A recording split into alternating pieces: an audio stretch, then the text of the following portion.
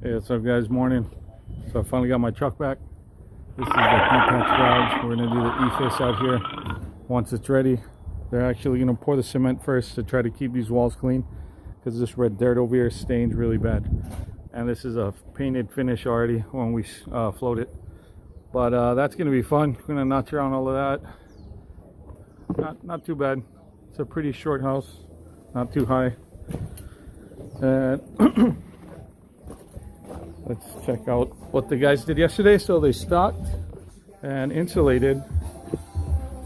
Real quick, today's video is going to be on how to stock, insulate, and what we carry on our person. So for insulation, code requires R13 here in Hawaii. Just go in between the studs, let it breathe. You don't want it to be compacted in any way, or you want it, you know, nice and clean. That's gonna follow all the way up. Ceiling requires R30 if we were to go right behind the drywall. Let's say, for example, the roof is here.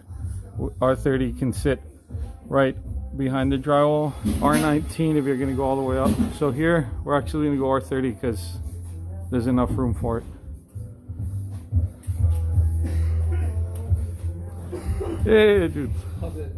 So this is Jude right here, Island Plumbing. But yeah, so this is kitchen and living room area. I'll show you a rendering of it. Jude is camera shy, so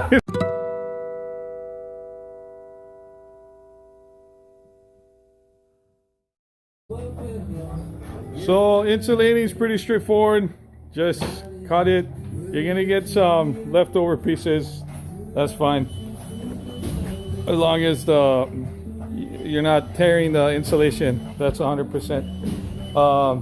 Charger for all our batteries, we use pretty much all DeWalt. The routers, the only negative thing about these DeWalt routers is they don't have a clip for some reason.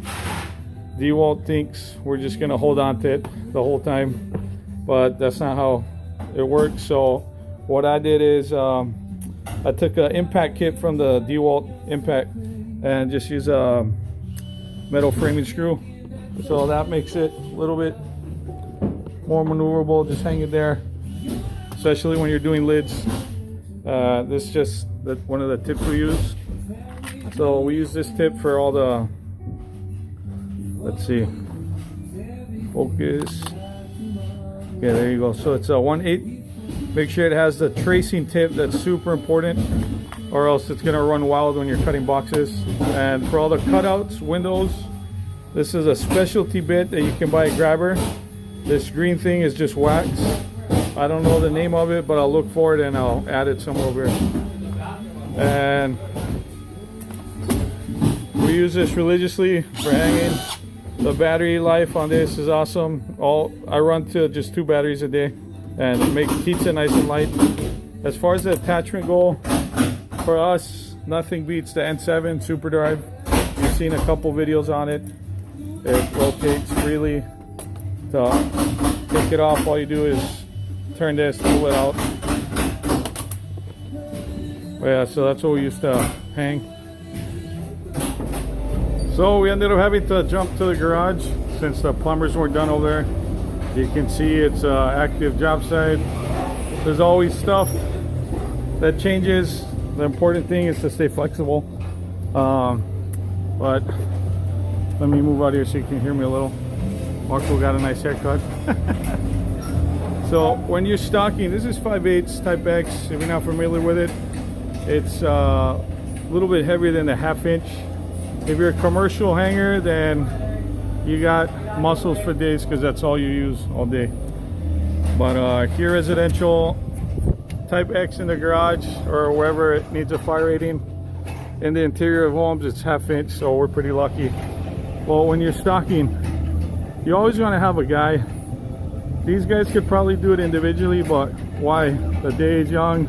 We still got a lot to do, so you're gonna save yourself maybe what, 10 minutes, but you might potentially strain your back or whatnot. So it's better to just, you know, play it safe.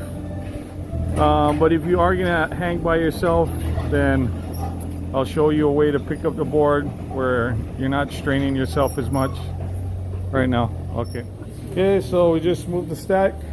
We like to sit it up mainly because I don't like cutting it this way, because you're always, I don't want to cut anything down here, so I like to stand it up. A little bit more bending over, but that's just how I learned. That's how I like it.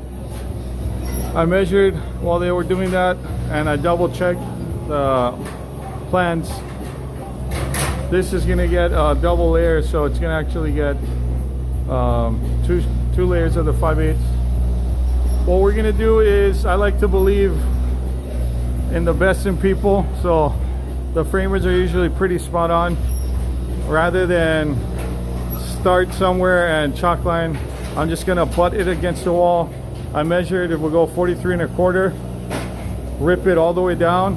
We're gonna land on each side, so I don't have to add backing on these,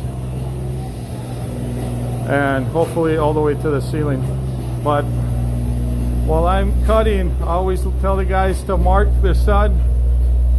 This right here, TJ, you see how there's two? Mark the longest one. Yeah.